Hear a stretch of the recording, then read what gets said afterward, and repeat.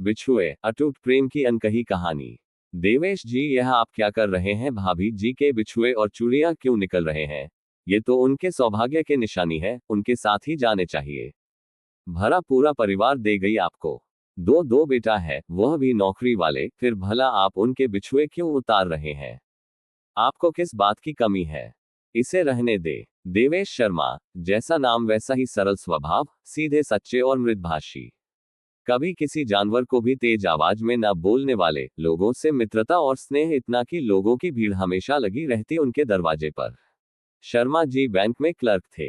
आज से 50-60 साल पहले पढ़े लिखे लोग ही ज्यादा नहीं थे, तो बैंक में नौकरी करने वालों की तो शान ही अलग थी। लेकिन शर्मा जी की सरलता की वजह से किसी को कुछ भी काम हो बिना कुछ सोच सीधे चला आता। रात के 9:10 बजे तक लोगों का उनके घर लोगों का आना जाना लगा रहता था।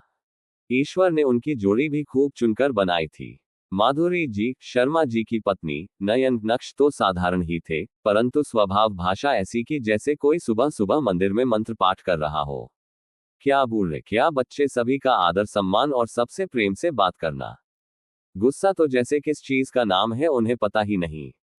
शरारती बच्चों को उनकी शरारत पर भी इतने प्यार से डांटती कि बच्चों को लगता कि वह उन्हें डांट नहीं रही है, वह फिर से शरारत करने लग जाते।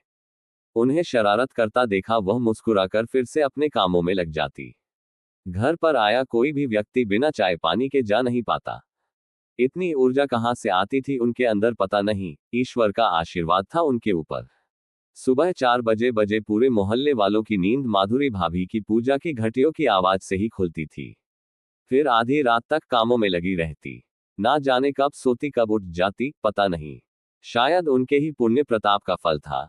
शर्मा जी के घर पर ना खेत ना खलियान, सिर्फ नौकरी के बल पर दो दो बहनों की शादी की, फिर अपने तीनों बच्चों की परवरिश, पढ़ाई लिखाई, शादी ब्याह सब किया। आस पड़ोस मोहल्ले में किसी के घर मांगलिक कार्य हो या कोई घटना, माधुरी भाभी वहां सहायता के लिए जरूर उपस्थित मिलती। उनके साथ ससुर यानी कि शर्मा जी के माता पिता तो माधुरी भाभी के गुणगान करते नहीं थकते। हाथों में ऐसी कला की बेकार चीज को भी सास संवार कर नया बना देती। सास ससुर तो ज्यादा दिन उनकी सेवा का सुख ना उठा सके और जल्दी ही स्वर्गवास हो गया। अपने पीछे अपनी दो जवान बेटियों को छोड़ गए, लेकिन माधुरी भाभी ने कभी भी अपने बच्चों और उनमें भेदभाव नहीं किया। अपने बच्चों जैसा प्यार दिया और अच्छे घर में दोनों का ब्याह किया। दोनों ही अपने अपने घरों में रच बस गई। धीरे धीरे बच्चे भी बड़े हो गए, बेटी का ब्याह हो गया, दोनों बेटों की नौकरी लग गई, उनका भी ब्याह हो गया। बड़े बेटे का ब्याह हुआ तो माधुरी भाभी ने घर की सारी जिम्मेदारी बहू को दे दी, बस पूजा पाठ और भजन कीर्तन में दोनों पति पत्नी रहते। कभी किसी चीज में रोक टोक नहीं करती, ना ही हिसाब रखती। बहू को अपनी बेटी की तरह मानती और उसे भी सारे कामों की पूरी आजादी दी थी।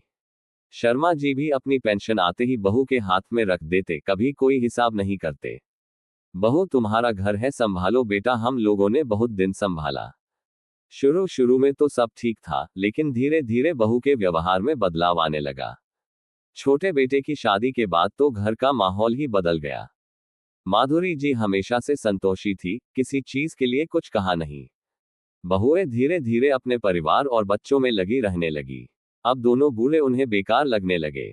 उन्हें लगता कि माँ और बाबूजी बेकार में तो दो कमरे ले रखे हैं, एक पूजा के लिए और दूसरा रहने के लिए एक में रहते हैं। इसी बात को लेकर रोज बहुएं उन्हें सुनाती। एक दिन शर्मा जी और माधुरी भाभी ने अपना कमरा खाली कर दिया और बाहर बारामदे में रहने लगे। पूजा घर में अपना सामान रख दिया और दोनों पति पत्नी बारामदे में पड़े रहते। बहुओं को ना उनके खाने पीने के समय का ध्यान, ना ही किसी और चीज का। बुढ़ापे का शरीर धीरे धीरे और कमजोर होने लगा। कमजोर शरीर को बीमारियों ने अपना घर बना लिया। माधुरी भाभी अब बहुत बीमार रहने लगी, लेकिन फिर भी अपने नित्य के पूजा पाठ और व्रत उपवास को नहीं छोड़ सकी। वह पहले की तरह ही चलता रहा। बच्चों को उनकी पूजा पाठ और 4 बजे घंटे की आवाज से दिक्कत होने लगी, जिसकी वजह से उन्होंने घंटी बजानी बंद कर दी। लेकिन अपना पूजा पाठ का समय नहीं बदल पाए। शर्मा जी जब पेंशन के पैसों से दवा का खर्च उठाना चाहा तो घर में अलग ही कलह शुरू हो गई। बेचारे मजबूर होकर दवा और इलाज के